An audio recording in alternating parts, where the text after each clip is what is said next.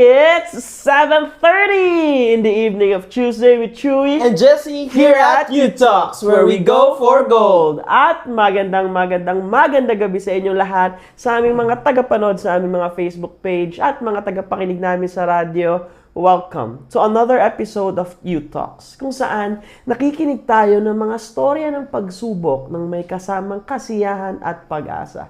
And of course, nagbabalik ang paborito niyong tambalan na nakikinig ng mga storya.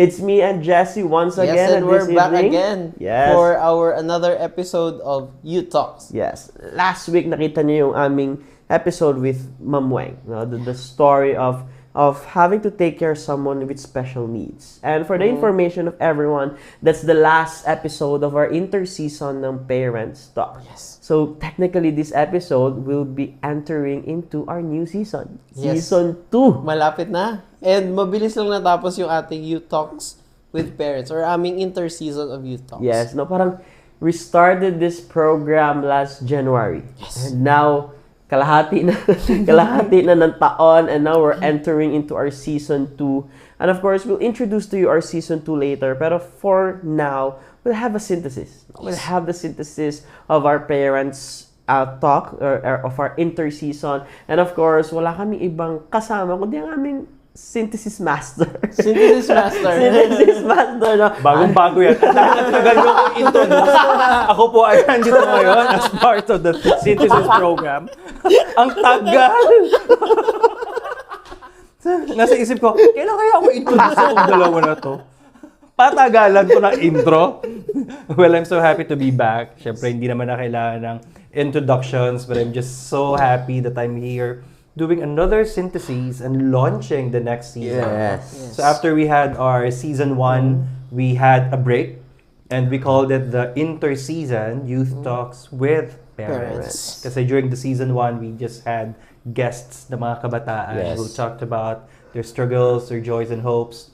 And during the interseason, we had six parents who joined us and talked about ano ba yung pinagdadaanan naman ng mga magulang. Kasi sa first season, anong pinagdadaanan ng mga anak. Sa interseason, we really wanted to have a conversation also with parents. No? Siyempre, minsan iniisip ng mga anak, ang dami nilang pinagdadaanan sa life. Pero kapag bata pa tayo, hindi natin nakikita yung another side of the coin. Yes. And that is, ano naman yung pinagdadaanan ng mga parents. And during the interseason, we had 6 guests na itatry natin ngayong himay-himayin. Yes. Na ano ba yung kanilang pinagdadaanan. And during the synthesis, we'll do it by, again, classifying the experiences into 4 relational aspects. Number 1, Interpersonal. the intrapersonal, meaning the relationship with the self. Second is interpersonal, the relationship with others. And then metapersonal, that is our relationship with the society, with the community, with the larger world. And the final relationship is we have the theopersonal. the theopersonal. Ito naman, ano naman yung pakikipag-ugnayan o pakikipagrelasyon natin sa Diyos. And we'll go through these 4 dimensions of human relationships as we synthesize yung experience ng 6 parents na gines natin during the Youth Talks with Parents. What was your most memorable of the 6? Ano yung... Alam ko na kay Jesse. Ay, syempre yung mama mo. Yeah. Yung with my mother, yung isa. Pero yung sunod will be yung last week's episode. Yung kay Ma'am Weng. Yung kay mama. Yeah. Ikaw, Chewy. Ako I have 2. Yung kay Ma'am Weng, of course. And then yung kay Kuya Tata. Kay Tata. Yeah, as in the Gen Z. I'm so excited na makita natin, mahimay natin ngayong gabi yun. Especially with the generation now. Paano maging isang magulang sa mga Gen Z. Especially na may sipon ka. Yeah. Grabe guys. Halata pala yun. I'm sure. Halatang halata yan ngayon. But we'll go first with the golden journeys. No? And the first journey that we'll revisit is yung intrapersonal journey ng isang parent. And that is yung experience ni Ma'am Darling. Yes. Mama Darling, na. Yung si Mama Darling, if you remember in that episode, ano yung story ni Mama Darling very quickly? The story of Mama Darling is meron siyang asawa na OFW. no? Si Tito Koloy, and then she has to take care of her son, kay BJ. And then the thing with Benedict is kasi nga close si Benedict with the father. So medyo nagkaroon ng struggle si Mama Darling kung paano maging parent kay BJ. Lalo daw yung mga conversation, yung mga boys talk. Yun daw yung talagang binigyan niya ng focus, and then paano niya nasanay siya na magkasama sila ni Tito Kaloy, and then paano nila i-spend yung time kada uwi ni Tito Kaloy. So it was an episode of reflection talaga eh. It was an episode of looking inward na tinanong ni Mama Da na what's going on? Why am I feeling this way? How am I feeling this way? And what can I do para ma-process ko yung feeling ko na to? Ano yung naging central value ni Mama Darling? I think it's understanding and love. Especially yung time na umalis si Tito Kaloy for work. Hindi para ma-provide, kasi parang nakwento doon, the story was about parang both of them, they are able to provide for their family. But Tito Kaloy wants to give more. Wants to give more dun sa Kaya siya kanyang nag-OFW. Yes. So sa konteksto ng mga nakikinig sa atin ngayon, si Mama Darling is an OFW wife. So yung asawa niya nagpunta sa Middle East to work. Yes. And maraming kabataan yung makaka-resonate dito. At maraming mga parents makaka-resonate na yung isa, yung tatay, no, has to leave the country and work abroad. And maiiwan si nanay. Yes. And yung maiiwan yung isang magulang who will stand both as a mother and as a father at the same time. And it could be very challenging. It could be very difficult. Para sa mga anak minsan, makikita lang nila is wala akong isang magulang kasi nasa ibang bansa. Pero hindi rin natin minsan nakikita ano ba yung pinagdadaanan nung magulang na nasa ibang bansa at yung magulang na nag-iisa dito trying to be both a mother and a father. And dito sa story ni Mama Darling, nakita natin yung resilience. Yung relationship niya sa sarili niya, no, to begin with, is really marked by inner resilience. Yung tatag ng loob. No, yung tatag ng loob. And ito yung isa sa mga anak, kala lang natin, madali yung buhay ng mga magulang natin. No? Pero kapag sa situation na to, kasi yung mommy ko ganun din. So, yung daddy ko worked abroad, mommy ko naiwan sa amin, at siyam kaming magkakapatid. Si Ate Darling, isa lang yung anak niya. Kami siyam. Imagine a mother raising all 9 children alone. No? And yung mommy ko, ano pa yun? Uneducated. Hindi, no read, no write pa ang mom. But ang pinakita rin niya sa akin that time, inner resilience, yung tatag ng loob. No? And truly, strength of a parent is often built in the moments, those moments when no one else sees the struggles. Yung mga palihim na iyak Yes. ng mga magulang. Can you imagine yung mga parents natin are actually doing that? Yung mga palihim na iyak. Yes. No? And then, hindi pwede na, hindi natin nakikita yun all the time. Yeah. But that's certainly one of the Yeah, struggles. I was young then before. Alam ko naman na may iniiyak doon ng parents ko. Parang mas nakita ko na lang siya nung nag-senior high na ako. Nakita ko na, okay. May iniiyak din pala ang parents ko. When it comes, not just because yung away nila, but yung struggle na grabe ka limited ng knowledge ko nun. Kasi now I can remember, nag-OFW din pala ang father ko for a while lang. And then I was a kid back then. Pero I saw the struggle. Now looking back, nakita ko yung struggle ni mommy and ni daddy. Yung struggle ni daddy sa ibang bansa. Kaya saglit lang siya doon. I think 6 months lang siya. And then naalala ko si mommy during those times na tulog na kaming tatlo magkakapatid, magigising ako, si mommy gising pa. So yung mga ganong moments. Yeah, iba-iba yung hit nun sa magulang. No? At yun hindi natin nakikita behind the scenes. Kasi parang, I would assume na most of the times, itatago talaga nila sa atin. Yes. Itatago nila talaga sa atin. So yung relasyon sa sarili ng mga magulang, isang hallmark dyan, Yes. inner resilience, tatag ng loob. And it's something to be proud of. Yeah. Especially, shout out to all mothers out there, and maybe all the parents out there, na kung gano'n sila katatag. Yeah. It shows na with it just one story, the story of Mama Darling. But it shows a lot to all the parents out Yung there. mga asawa ng mga OFW. Diba? Imagine yung longing. Yes. Yung dapat may kasangga ka, dapat may kakampi Asa ka. layo. At the end of the day, may kayakap ka, sana all. yung mapapasana all ka na lang.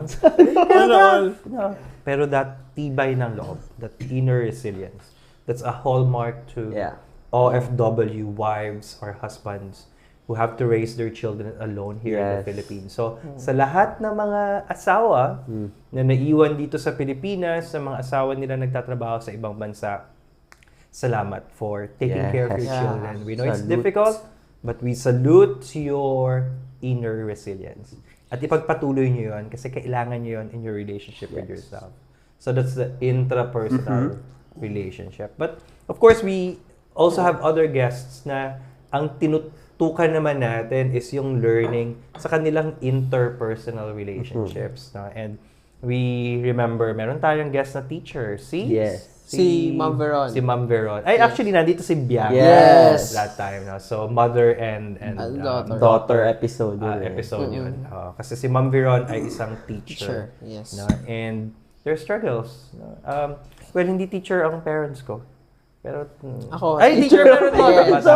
Tama. Oo. My mother is a teacher, so parang I can relate to it. Kasi syempre, they have to set boundaries sometimes na bilang, ano ba yung role ko? Isa ba akong teacher o isa akong parent? Kasi minsan nadadala din yung either way on both sides. Nakita naman natin yung story ni Ma'am Veron. But pinakita niya rin yung humbleness kung paano siya mag-take care dun sa mga students. Especially elementary yung tinuturuan. Ganun ka.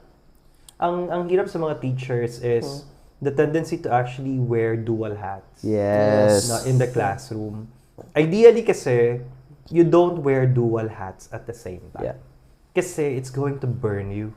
No? Pero ang tendency sa Filipino teachers is kapag nasa classroom, dala pa rin nila yung hat of a parent. Yes. Yung they still act as a mother or as a father, nanay, tatay sa mga estudyante. That's an overextension of roles. No? And it could really be draining them at times. No? Pero, yun nga Filipino culture natin. Ang tingin natin sa mga teachers, pangalawang magulang. Mga nanay, mga tatay. So, it adds up to the role, to the responsibility na more than just teaching, nagiging parenting 102 ang classroom. No? And there are challenges to that. Kasi ang isa doon yung minsan mas madami pa yung time nila sa estudyante kaysa time sa actual na anak. What do you remember from her story regarding that matter, Chewy? I remember nag-open up si Bianca na nagkaroon siya ng a little bit of tampo noong time na yun. Parang dumating sa point si Bianca na sabi ni Bianca na-open up siya sa episode na yun nga si Mami grabe ka active sa school. Pag uwi, school works pa rin. Nung ako gusto ko ng time kasama siya. And then si Ma'am Veron had the realization. No? Kahit naman na before, na-realize niya na nasabi niya sa sarili niya, oo nga, hindi ko nabibigyan ng oras masyado ang mga anak ko. Kasi nga, nagtuturo na ako sa school.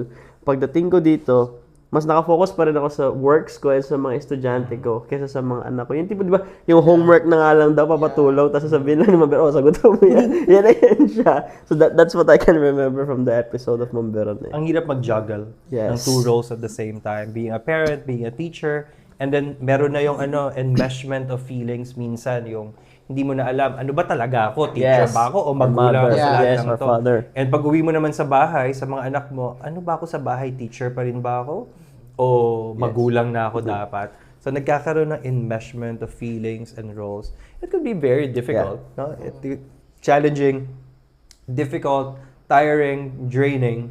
Pero yun nga, dahil nakamarka sa Filipino culture na ang classroom ay merong teacher who will act as a second parent. That adds up to it. At mahirap yung baguhin ng ganun lang. But my worry lang to the teachers, all the teachers out there is, pwede kayo ma-consume ng role nyo as a teacher and as a parent. Iko-consume kayo ng dalawang roles na yun kaagad. At dahil nako-consume kayo ng dalawang roles na yun, may other roles pa bilang asawa, bilang anak, bilang kaibigan and all. Ang tendency is maubos yung sarili. Kasi buhos na buhos sa interpersonal relationships. Wala naman siya. Tapos makakalimutan yung intrapersonal. No? And yung relationship na yon of yung dual relationship na yon could be very difficult. No? So, to all the teachers out there, while we salute you for your dedication, your outpouring of love for both your children and your students, no? Try not to be consumed too much. Yes. Kasi, importante pa rin yung sarili. Sa mga teachers, hindi nyo mabibigay kung ano yung wala kayo eh. No? So, para maalagaan nyo itong mga batang to, make sure na naaalagaan nyo din ng tama yung sarili nyo. Para maintindihan nyo yung mga batang to, kailangan naiintindihan nyo yung sarili nyo. Para maging patient kayo sa mga batang to, you have to be patient with yourself. For you to love them, you have to love yourself. No? There's nothing wrong with loving and serving and pagkalinga. No?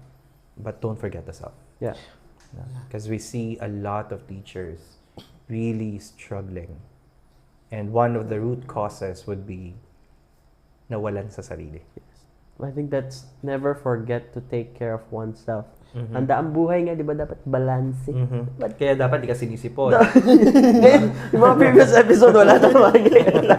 Dinamaan ako ng sipon ngayon. Pero yun nga, for our teachers out there, we thank you very much for your we can only imagine the struggle nung mga roles na meron kaya. It's very difficult talaga to balance a life of being a teacher. But yun nga, please do not forget to take care of yourself. You are just as important as the love you give for others. Kasi, students, hindi na maiiwasan eh. Students will really look up to the teachers eh. Kasi nga sila yung nagiging role model sa eskwelahan eh. But for you to become a role model, kailangan nila ipakita sa kanila na kailangan din nila alagaan yung sarili nila. And of course, you have to show that by taking care of yourself. Ayaw namin na, alam mo yun, parang pag-ibig lang, pag binuhos mo ang lahat, sirang-sira ka na. Basag. Yes. Just remember this, to all the parents/teachers out there, whether at home or in classroom, yes, every meaningful interaction becomes an opportunity to shape a young person's life. But don't forget that your life should be shaped well as well. So that's for the parents and teachers out there doing dual roles. And then, remember Tata. Yes. One of our guests. Also. Siya lang yung nag-iisang lalaki. Siya lang yung nag-iisang tatay na guest season. natin. What marked sa'yo tungkol sa story, Tata? Yung pag-adjust niya when it comes to... Kasi syempre malayo, generational gap. Parang mga two generations. So, yung pag-adjust niya on how he handled yung kanyang mga anak. And one thing doon is, yung pag-balance, importante doon yung values na dinadala. Yung values na pinasa sa kanya ng kanyang parents, na gusto niyang i-integrate dun sa kanyang mga anak, even with the current generations, yung mga Gen Zs. Maganda yung sinabi mo na yung pagbabalanse, ang ginagamit ng parenting sa pagbabalanse is values. Yes. Kaya very clear dapat sa parents, ano nga ba yung values na gusto mong ipasa sa mga bata? At hindi lang to basta-bastang values. This should be true, authentic values na makakabuti para dun sa mga anak. No? So, ang ganda ng statement na yon. If gusto nating i-balance yung parenting, ang pang-balance talaga is clarity of the values that you would want to pass on to your children. Kasi kung hindi clear sa parents yung values na ipapasa sa mga anak, that's going to be trouble. Kunwari, ang pinapahalagahan ni magulang is sarili niyang self-esteem or self-confidence. Tapos ipapasa niya yon. Ano yung magiging behavior doon? Ano yung magiging dynamics ng relationship? Dahil importante sa akin as a parent, yung self-confidence ko, dapat lahat ng anak ko, honor student. Kasi yung pagiging honor student ng mga anak ko, that builds my confidence. Yes. Pero that's going to be self-centered. Bakit? Ang pinapahalagahan mo is your own self-confidence, your own self-esteem. At ang ginagamit mo to fuel that, yung maging honor yung mga anak mo. So ano magiging relationship dynamics? May pressure sa mga anak. Yes. Kailangan honor kayong lahat. Pero ano yung finifeed na values? values para sa magulang. Yeah. Na? So, kailangan klaro, para saan ba itong tinuturo sa mga anak ko? Yeah. That they have to study well so that they build foundations for their future. That's the correct value there. But what I love about the episode of Kuya Tata is, alam niya yung values niya, yung napakagandang values na kinalakihan niya, na, which is, remember, resiliency, yung respect. Ang naging struggle niya is, tinry niyang i-input yun sa mga anak niya, kung paano siya pinalaki ng mga magulang Kung paano niya. ipinasa sa kanya yung respect and resilience. Yes, and unfortunately, napansin niya hindi effective yung style na yon sa mga anak niya. Kaya dun siya nag-adjust. It was the same values, the respect, the resilience, which are very noble values talaga na dapat napapasa ng magulang. But we've seen here talaga yung naging struggle ni Kuya Tata. Paano ko ba ipapasa yun ngayon? No, yung parenting style na natutunan ko from my parents is not being effective sa mga anak ko ngayon. So yung generational gap between millennial ba si Tata? Millennial, early millennial? Boomer Yes. ba si Tata? So boomer si Tata, that's Gen X. Ang anak niya is a Gen Z. Meron ngang dalawang generation, no? Boomer, millennial, and then the Gen Z. So medyo malaking generational gap yon.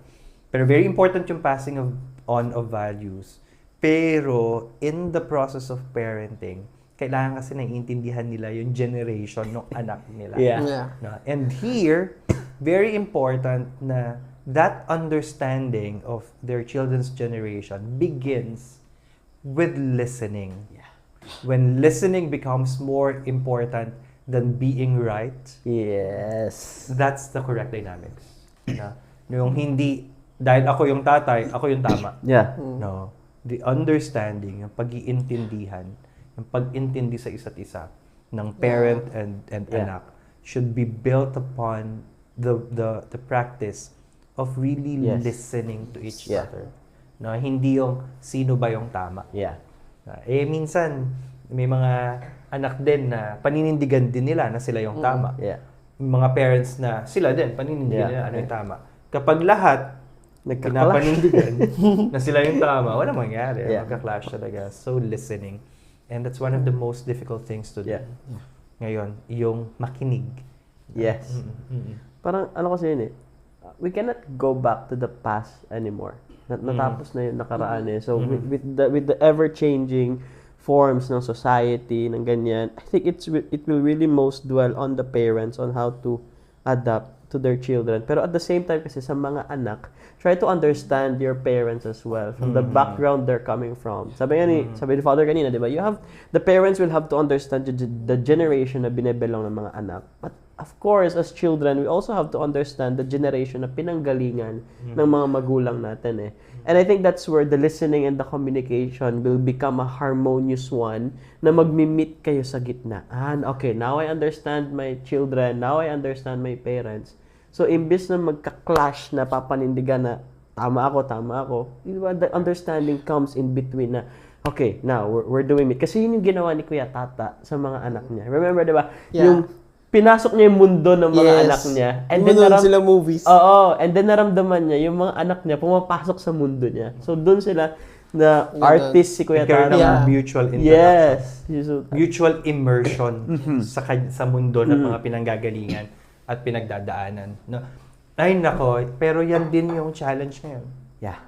Yung listening and communication in the family dynamics today, that's a real challenge. Bakit? Papansinin mo yung mga families. Gaano pa kadami yung pamilya na sabay-sabay kakain? Uy, dati talaga, pag hindi ka dumating sa bahay before dark, patay ka talaga. Naranasan ko yun. Yung sacred time ang meal time. Sacred time ang meal time sa family. That's really when the family gathers together sa table. Kaya maganda yung setup natin ngayon na mauupo, magkukwentuhan, anak, anong nangyari sa'yo today? Mommy, how are you today? No phones. No phones. Anything. No Pure phones. kwentuhan. At ito yung challenge talaga sa maraming families ngayon. Would you be able to rebuild a culture in the family that listens to each other? That gives time for each other. without cellphone. Kaso, ang sasabihin ng iba, ay, nagbabanding kasi kami sa cellphone. No. The best bonding is sharing your stories with each other. Yes. No? Sharing your stories with each other. Kasi, doon kayo nagpapasa ng values. Yeah. Doon kayo nagpapasa ng dreams, nagsishare ng vision, nagsishare ng direction, nagsishare ng emotions, nagme-merge ng pagkatao by listening to each other. Kukwentuhan kayo mami mo all the time. Yes. Parang barkada lang kami ni mother ang turingan namin. Parang hindi kami mapagkamalang anak. Stuff. Dahil mas magandang mama mo. Siyempre, maganda talaga yung nanay ko. Dapat maganda rin ako. yeah. But yes, we challenge all families out there. Yeah. Maybe lesser gadgets time and more time listening to each other. Yes. Sharing your stories, sharing your emotions, journeying together, and living life with much openness sa kung anong nangyayari inside. Hindi lang kung ano yung ginagawa outside, but what's really happening inside. Yeah. Grabe niya, kasarap sa feeling. Yeah. Even when I go home talaga, kami ng family ko, we would always eat together. Breakfast, lunch, dinner, talagang tatawagin niya isa-isa. Hindi sabay-sabay mag-uumpisa kakain, sabay-sabay matatapos. Oo, no? Dati pagka kunwari, nag-start ng kumain, tapos meron pang isang wala sa amin, ang linyahan ni Mami, ano kayo dito? Bisita? Kailangan pa kayo imbitahan? No? Tapos, hindi ka talaga tira ng pagkain. Bakit? You know the schedule of meals. And you know, yan yung time na magkakasabay tayong kakain. Yes. Hindi naman tayo mayaman na merong abundance of food. But more than just the food is really the spending of time together. Yung maintaining that connection through table fellowship. Yes. It's very important. No? Pinatanda ko, nakatabi pa ako sa mommy ko. Bakit? That connection is very important. And sa mga kumpleto naman yung pamilya, try to do that. Bakit? Kasi nga, kung titingnan naman natin yung buhay ng mga may parents na OFW. Yung mga OFW parents, gusto nilang mag-spend ng time, mag-build ng connection sa mga anak nila in real world. Pero hindi nila yun magawa due to circumstances. Sa ibang bansa sila. And that's the story of Marisa. Si Marisa, yes. Anong story ni Marisa? Nagpunta siya sa ibang bansa for Middle East. Yes. Middle East din talaga. Middle East din. And ang context, siya naman yung umalis. Yes. Naiwan yung mga anak niya. And remember the main reason? sige, ano? The main reason was financial. Yes. This time naman, financial sustainability naman naging main reason niya. Kasi si Marisa lang provider. Yes. And then it was so hard for her kasi bata yung mga anak niya. Like, kids pa. So, naging struggle niya, di ba, yung paano niya ipapaintindi sa mga anak niya na kailangan niya umalis. That the main reason was, of course, I think that's the most OFWs that go out there for financial. Buhay OFW. Yes. Ang lakas pala maka Vilma Santos ni Marisa. No? Sa anak. Naabutan niyo. Alam mo ba yung pelikulang Anak? Hindi. Hindi mo alam yung pelikula Napanood ko Anak? pa yun. Vilma Santos? Sa Claudine Barreto? Grabe Napanood naman. ko pa yun. Alam mo yun? Napanood ko pa yun. Sige, anong famous na linya doon? Hindi ko lang maalala yun. Napanood ko yun. Ano yung famous na linya pala doon? Napanood ko yun. Hindi ko lang maalala yung ano. Yung sa kanila ni Claudine Barreto. Ay, yung nag-away sila sa sa bahay? Yan ba yun? Hindi mo alam kung gaano pagkain ang tinis kung hindi kainin para lang may maipadala sa inyo. Vilma Santos na linya. Maganda yan. That is a story. No? And that's a struggle ng mga parents. And na OFW. Tapos, well, syempre, maintindihan din natin yung mga anak ng OFW na naiwan. Yung longing to have physical relationship or physical time with their parents, sa times na magfe-fail sila, sa times na iiyak sila, sa times na nahihirapan sila, yung meron kang magulang who's right there ay magjo-journey sa'yo and maka-accompany sa'yo. So that must be painful din sa mga anak ng OFW. Well, alam ko yun kasi nga OFW yung tatay ko. And I always had that longing na sana may tatay ako. Kasi wala akong tatay. So I had to live with my mom. So, merong laging part na kulang. Basta merong isang magulang na wala or both magulang na wala. So we understand sa mga anak ng mga OFW parents, we understand how it feels. And it's difficult, pero tingnan din natin yung side ng story ng OFW parents. Yes. You know? Kasi life out there is not easy. Nasa Hong Kong ako for 1 year. Yun yung first mission ko sa Hong Kong. And I had opportunity to be with OFWs, no, domestic helpers in Hong Kong. And hindi nyo alam yung pinagdadaanan ng mga parents doon. Kung gaano kasakit, kung gaano kahirap, kung gaano nakakapagod, kung gaano nakaka-homesick, being away sa mga anak nila, and how it pains them. Kung gaano yun kasakit sa kanila, na nag-aalaga sila ng anak, ng iba, pero hindi nila maalagaan yung sarili nila. You don't know how it feels, no? But, you know, in this kinds of situations sa family, na OFW yung parents, still, distance challenges relationships, yes. Yeah. But, yung intentional presence could keep the relationships alive. At paano yung intentional presence pag sa mga OFW? Video call. Video calls, messages, yes, those times. No? Pagpapaalam. Even the simple pagpapaalam. Kasi parang dun sa story ni Ate Marisa, even malayo siya, nagpapaalam pa rin yung mga anak niya sa kanya. Kung saan pupunta, Yes. Kung ano nangyayari. No? It's that constant updates talaga. Nung time kasi namin, ano pa? Sulat-sulat ba kayo? Sulat saka tape, recorded tape. Voice records yung tawag doon. So, merong cassette. Yung cassette yan. Yeah. Tapos, merong bala yun. Tapos, magre-record. Tapos, doon kami magre-record, no? Yung minsan yung mga record namin, syempre may mga nagsusumbong pa, Daddy, si ano, ginanito ko, and all. But that was it. Tapos maghihintay ka ng 2 months bago magpadala din ng tape si Daddy, tapos papakinggan namin yon. Pero bata pa ako, masama ng loob ko sa Daddy ko talaga nun. Oo, kasi nga, pag bata, hindi mo naiintindihan yung situation eh. Yeah. Pero ngayon, syempre, I understand more how difficult it could have been as well for them as OFW parents. At lalong lumawak at tumaas yung pagtingin ko sa mga OFWs nung nakasama ko na sila sa Hong Kong. Nung naging ministry ko na bilang pare, yung accompanying them and journeying with them sa mga counseling sessions ko with them, it's very, very painful. Buo na kasi prefrontal cortex. Oo, buo ng prefrontal cortex ko, naiintindihan ko na. Pero pag bata pa, hindi pa buo yung brains, dami pa natin kinaiintindihan. Kaya sa mga teenagers dyan, sige lang, hindi nyo lang naiintindihan ngayon. Pero later on, you get to understand saan nanggaling yung mga parents ninyo with all the struggles na pinagdaanan nyo and yung mga struggles na pinagdaanan din nila. Very true. It takes a lot of openness to realities para maintindihan natin ano ba talaga nangyari. Yes. Anong naging epekto na to sa atin? Anong naramdaman natin? But how can we grow from it as well?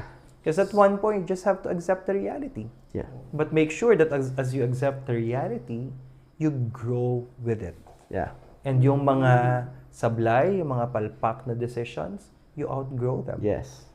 And become better persons. I think that's really the beauty of life. When you done something wrong or pag may mali ka, it's not the end of it. It's a matter of how you get back from it. Di ba pag nadapa ka, either stay ka nakadapa or babangon ka ba? That's the next question. And I think that's what makes life so beautiful na once na may failure tayo and then we see how we have outgrown it. Now, that's the beauty of life talaga. Mahirap maging magulang Huwag natin i-discount yun. Yes. Sa mga anak, tampo tayo tampo sa mga magulang natin. Ang dami nating sama ng loob. Ang dami nating itinatanim against them. Hindi natin alam kung ano yung hirap ng maging magulang. Yes. Kung gaano kahirap maging magulang. Right.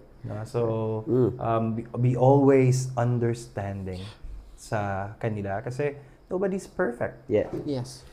Kahit ako nun, nagtatampo ko sa mother ko nun, like before. And then, nung Anong tinatampo mo? Hindi naman kayo mahirap. Grabe naman.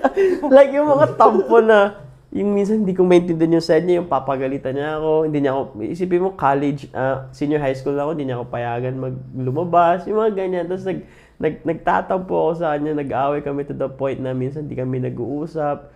Tapos ngayon, mas tumanda ako, sabi mo kanina, tumatabi ka pa sa mother mo kahit ako, tumatabi pa ako, humahag pa ako, parang doon ko na nakita na, hindi ko naintindihan yung magulang ko before, pero now I can understand their struggle and now I can understand kung ano yung naggawa nila para sa akin talaga. Eh siya, napapagalitan siya dahil gusto niya lumabas. Gusto siyang palabasin. Ako naman, napapagalitan ako dahil di ako lumalabas. Totoo. Sabihan ako ni Mami, high school ako. Sabihan ako ni Mami pag Saturday, Nak, hindi ka ba lalabas? Oo nga, ba't di ka lumalabas? Anong gagawin ko sa labas? Totoo! Ang sipag ko kasi, bata pa ako, masipag na ako. So, pagka Saturday, kasi tinuruan talaga kami ni Mommy to be responsible with household chores and all. So, pag Saturday, bawal yan magising ng late. Bakit? Kasi mag-general cleaning day yan. So, mag-general cleaning talaga ako niyan. Tapos, pagtapos na, after lunch, magtatanong yan si Mommy, Nak, hindi ka ba lalabas? Sabi ko, hindi ma. Bakit? Wala naman puntahan mo. Punta ka sa mga kaibigan mo. Okay lang ako mapunta yun dito kung gusto nila. Tapos bibigyan pa niya ako minsan ng pera. Sabi niya, sige na, punta ka sa mga labas ka ngayon. Pero ayoko pa din. Ang konsepto ko talaga ng pahinga mula noon ay matulog, mahiga at kumain. Yun lang. But, parents na we know it's not easy to become parents. Sa mga anak dyan, let's give them a break. Yes, Let's give them a break. Bakit? Sometimes we demand for perfect parents. But we cannot demand for perfect parents. Kasi hindi naman tayo perfectong anak din. So we cannot demand for what we don't have. So if we cannot be perfect children, let's not expect our parents to be perfect parents as well. Because there's nobody who's really perfect. Yes. No? Hindi yan sila nakapag-rehearse maging magulang. Yes. No? At sa mga magulang naman, intindihin nyo din yung mga anak nyo dahil hindi rin yan nakipag-rehearse na maging anak.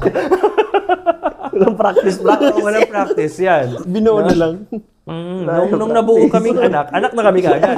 No? So walang practice yan in past life. Walang practice. So lahat tayo, will live life as it is. Yeah. No? And it's going to be an imperfect way of living the life. But there could always be healthy relationships despite imperfections of persons. And how do we grow with healthy relationships? Communication. Yes, always. Understanding and consistent care. Yes. Sabi ka pa na I love you sa mami mo? Yes, every day. Every day? Yes. Ikaw? Of course, mag-chat nanay ko morning, baby. Ako morning, love you. Yan, man. Daddy mo. Sorry, wrong question. Wrong question. Ikaw, daddy mo. Daddy bihira. Ewan ko bakit, parang automatic na yung love. Sige, sabihin mo na daddy mo ngayon. Ito camera mo. Daddy, I love you. Alam mo yan, kahit di natin madala sabihin yan, pero alam mo that I love you. Pero hindi ko alam bakit siya, ewan ko yung dynamics na magsabi ng I love you sa tatay. Kinikilig daddy. Kinikilig daddy yan. Sinabihan on air. Yeah, bawal pala magana. Papa-burger na yan. Okay. Sige na po. Love daw kayo. Love na. Yeah, but yes, we always need. Ako, I wish my parents were still alive kasi wala nang mommy, wala nang daddy. And bilang pare, pagka sinabi ko before na uuwi ako, ibig sabihin nun, uuwi ako sa parent. Yeah. No? Pero ngayon na wala nang mommy at daddy, sometimes it's very difficult for me kasi syempre uwi ako sa mga kapatid ko. Tapos may sarili-sarili man silang life. So sometimes I get apprehensive also kasi nga wala naman akong home na home. Yeah. Kasi ang home is really the parents. So kaya kung may parents pa kayo, be home as much as you can. No? Be present to your parents. Because it's not going to be forever. Yeah. They won't be there forever. You're going to regret it later on. Pag nung may time kayo to say I love yous and thank yous and I'm sorries, tapos hindi nyo nagawa, then you regret it later on. Kaya ngayon kada umuwi ako, mas gugustuhin ko na lang kasama sila kaysa mag-lag ako with friends. Pag, di ba, like, now, nandito ako. Ang gastos din mag-lag with friends. Oo, mag-uwi ako lang. Mag-uwi ako kasama pamilya ko, mas okay na sa akin kahit sa bahay lang kami, mag-movie lang or maglabas kami. Mas masarap pala sa feeling yun. Sure. And then, isa sa pinaka-impactful na episode natin during the Youth Talk with Parents was with Ma'am Weng. Yes. Na yung The story, last week's si Ma'am Weng, for episode. those who were able to watch the episode just for a review, si Ma'am Weng, yung anak niyang isa, is within the spectrum of autism. So meron siyang special needs, and Yes. yung hindi ko talaga makalimutan, nasa likod kami ng camera that time. Pero lahat kami nasa likod ng camera, umiiyak nung sinabi ni Ma'am Weng na ang dinadasal ko, pag kinuha ako ng Diyos, sabay kanyang kuhanin kasama ko. Kasi hindi ko alam kung sino mag-aalaga sa'yo at kung anong mangyayari sa'yo kung wala ako. That's parents' love. Yeah. That's parents' love. No? And yun yung isa sa nakakuha tayo ng pinakamaraming views sa Reels. No? 13,000 views kaagad within a few days na launch natin yung Reels about that particular scene there. Kasi it's a rare experience kasi for a parent na magkaroon ng anak with special needs. That's very rare. And I admire Ma'am Weng for having the courage to share that story with us. Kasi that's a very difficult story to share. Kaya grabe ko ka-happy nung kinuwento niya yan. So, sa mga episodes na, yun, it's not everyday, but it's something that needs to be heard ng ating mga audiences as well. Anong realization mo doon bilang anak? No matter how old we get, our parents will always see us as a child. Oo, no. Ay, ang ganda nun. Ang galing mo doon. Plus one ka Plus dyan. one. 1 point ka dyan. Yung, nga, tama. Yung parents siguro natin, kahit na gano'n at sila katanda at gano'n talaga katanda, ang magiging tingin pa rin nila sa atin, child. Yeah. Yung sweet child of mine. That sweet child of mine. Hindi makakanta, hindi alam yung kanta. Buwis ito, walang Favorite alam song sa ko yan. songs eh. Favorite Sweet song ko child of yan. mine. But, yes. And, kaya siguro may mga times that our parents become overprotective. Yeah. When our parents become possessive. When our parents become stage parents. Bakit? Kasi we'll always be children to them. Yes. We'll always be children to them. And, ang maganda lang dito sa story ni Ma'am Weng din, kasi syempre, she's raising a child with special needs, pero na build pa rin yung confidence niya, yung resilience niya, yung tatag ng loob niya, tatag ng pagkatao niya in raising a child with special needs to the community. Yes. Na? Kaya a stronger community is built when everyone has a place to belong. Yes. So, si Ma'am Weng, lahat ng tao sa paligid niya, were very supportive of her child. Paul, no? Yeah, Yes, si Paul. si Paul. Kasi kapatid ni Paul si Peter. Peter. No? So, si Paul, kayang naramdaman ni Ma'am Weng na lahat ng tao sa paligid nila would actually support them, care for them, help them out. So, naging mataas yung community support. Kaya yung meta-personal relationship ni Ma'am Weng really became strong. Yeah. No? Because the community around her was supportive and caring. And sa lahat ng parents out there who have children with special needs, saludong-saludo kami sa inyo. Yes. Sobrang bilib kami sa inyo. I had the chance to watch many times yung mga video vlogs din ni Candy Pangilinan with Canteen. Yung may anak. May anak siya, di ba? Canteen, yes. Yeah. And the love is just so unconditional. The parents of children with special needs, grabe to yung kanilang patience. Yes. At ito talaga yung sinasabing unconditional love. Yung unconditional love. And I'm happy to see na the society is more respectful, more supporting, more accepting of children with special needs. Parang bumukas naman na yung utak at isip at puso ng society in really giving them special care, special attention, special privileges even, rights, no? Their rights are respected. And so, mas madali yan to live and raise children with special needs.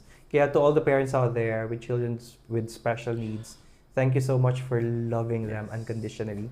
And thank you so much for teaching us what it looks like to actually love unconditionally. Yes. Because what you're showing really is unconditional love. That regardless of everything, despite everything, you will always love and take care of your child. And that teaches us how to actually love unconditionally. No? Kung kaya natin gawin yon in all our relationships, we'll have a better world. Yeah. So Ma'am Weng, thank you again for sharing your story with us. Na? And that showed us the importance of meta-personal relationships with the community support. And finally, syempre, hindi natin ma-miss out Ang first episode ng You Talks with Parents. Syempre, ang mommy ni Jessie. How did it feel? Ikaw, personally, during that episode, ano yung tumatakbo sa kalooban mo at that time? Kinakabahan ako. Halos wala nga akong masabi. Parang na-mental block ako ganun nung episode na yun. But, amazed lang talaga ako with how my mother built it na siya lang mag-isa. How she built me na siya lang isa. And what do you feel about that? I'm happy. Hindi naman, I mean, kung wala siya, wala ako dito ngayon. Kung wala yung support niya and everything, I'm here. Anong biggest appreciation mo for having a single mother? Biggest appreciation ko will always be yung resilience niya. Na despite yung hirap ng pinagdaanan niya, based dun sa mga napagkwentuhan namin after, it will always shows na gaano siya katatag. And pinakita niya yon sa ibang tao as well. Yeah, ang daming single mothers ngayon. Yes. Ang mommy ko syempre single mother din mula nung iniwan kami ni Daddy from grade 2, bumalik siya, high school na ako. Yeah. No? But being a single mom, I saw that sa nanay ko. Yeah. Yung waking up at 4 o'clock in the morning, tapos mag-start kami mag-prepare ng paninda namin sa school, and then she had to concern herself with all the needs that we have. So difficult. It was very, very difficult. But si mommy, kung meron siyang kinakitaan namin ng strength at that time, just like your mom, yung pananampalataya sa Diyos. Yung, unnegotiable. Sundays, gawin mo na lahat. Wag lang yung ma-miss mo yung magsimba on a Sunday. Yeah. Even rosary sa bahay. Kayo din? Yes. Uy, parehas ba tayo nanay? Eh, si mami ganun din. Yeah. Huwag ka mag-miss ng Sunday Mass. And then pagka rosary as a family, you have to be Sabay-sabay there. kayo. Sabay-sabay, oo. At madalas kami napapagalitan noon, nung mga maliliit pa kami. Kasi yung tatlo kaming lalaking sabay-sabay na lumaki eh. Pagka mag-rosary na, tapos alam mo yung mga lalaki kayo, tapos pag nagkatinginan kayo, tapos matatawa kayo. Yung wala naman kayo sinasabi sa isa't isa, magtitinginan lang kayo, tapos matatawa kayo. Pero tatapusin pa rin ni mami yung rosary. Yeah. Pero titingnan na niya kami ng masamang ganyan. Tapos tatapusin yung rosary. Pagkatapos mapapalo kami. But what was she teaching us? That we have to respect prayer. Yes. No? That relationship with God is so important and must not be disrespected and neglected. No? So, while single moms yung mga moms natin, pero yung faith nila made them strong women, made them strong persons, made them whole still kahit na may kulang. Yeah. No, buo pa rin yung pagkatao. Bakit? Kasama sa picture yung Diyos eh. Yeah. And so we say, yes, faith does not remove the struggle. It doesn't. No. But faith gives strength to carry on, to continue, to persevere, to not quit in life. That's what faith brings. No? So sa mga single parents out there, hold on to your faith. That's going to be your saving grace. What I've learned from that faith is that faith does not only make the person resilient, but it also strengthens the relationship with others. Yes. Remember yung isa inyo, yung pagiging novena, yung mga prayers ng mother ninyo na napasa sa inyo, but that built the relationship eh. Ako, with my mother and my father, yun, my father and I would go to Quiapo every Friday back then. And then my mother, mag-grocery kami or mag-prayer kami. And that really strengthened our bond more. No? It's not just on their part, but mas nakita ko nag-deepen yung relationship namin. And I think you can see it also from your end, na yung faith na dala-dala nila, naging anchor yun para mas maging matibay yung relationship natin with our parents. Kaya tama talaga yung sinasabi, the family that prays Together. Stays together. Well, bago pa dumating yun, meron nang umalis. No? But prayer, no? Faith, no? It really helped build foundations of the relationship. Yes. Of the relationships. And we really appreciated that sa mommy mo and to all single parents out there na yes, another part is missing, is absent, but there's another part that fails, and that's the part of God in you. Yes. Yeah. So for the single parents, well, there's something that is lacking, someone that is absent.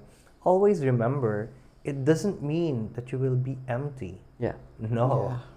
Because whatever is missing can be filled by God in your life. And therefore, you will always still be complete. Yes. Yeah. Now, from our guest parents during the interseason after season 1, we see that our parents are also humans. Yeah. Ang mga tao din sila, and they're also in the process of growing, of developing, of maturing. And here we see human flourishing happening when we nurture the self, when we nurture our relationships with others, when we engage ourselves in the community, True. and when we allow ourselves to be built by faith. True. By faith. So all these relationships, no? Intrapersonal, interpersonal, metapersonal, and theopersonal, they are very important in the life of parents. In the life of every individual, in fact. But in the lens of being a parent, lahat ng apat na yon, yung pag-aalaga sa sarili, pag-aalaga sa relasyon sa kapwa at sa iba, pag-aalaga sa relasyon sa community at sa mundo, at pag-aalaga sa relasyon sa Diyos, that's part of self-care. Yeah. So to all parents out there, if you wish to practice self-care, take care of your relationship with yourself, with others, with your community, and with God. That is proper self-care. That is integral self-care. No?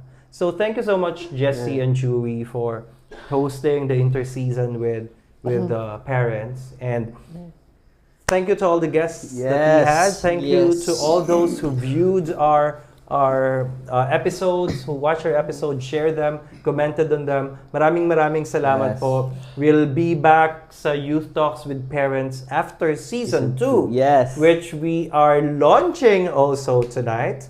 Yes. Next week, we'll be having our first episode for season 2 already. Yes. And ano naman yung maiiba dito? We'll still be guesting youth. Pero ano mag-iiba dito, Chu? For this time, kasi from the first season kasi, puro kasi Catholics ang na-invited guests natin. But this time, we'll be going through different faith denominations. So we'll be guesting youth from different faith traditions and affiliations. So aside from the Catholic youth, we'll have youth from the born-again Christians, youth from the Muslim community, from the Pentecostal community, Foursquare, Christian Life Center, Happy Church. We'll have guests from indigenous people communities with their traditional religions. So, magpapalalim tayo ng pagkilala sa mga kabataan sa mga hamon sa buhay na kanilang pinagdadaanan, with their joys and hopes, and see it also in the lens of faith at the same time. So, magbabalik na ang Youth Talks with its season 2, but this time in a more and wider inclusivity as we guest youth from different faith traditions. Na? New topics, new season, new setup, new guests, but same faces ang makikita nyo sa ating season. And it's still Jesse and Chewy. Baliktad! Nakikinig pala kayo. So it's still Chewy and Jesse. on the floor next week. I Yes. won't be here during those episodes, but I'll be back for the syntheses Yes. and launching of maybe the interseason with parents as well. But thank you so much. Yes, You Father. two are doing a great job. Thank you, I'd Father. like to personally thank the two of you.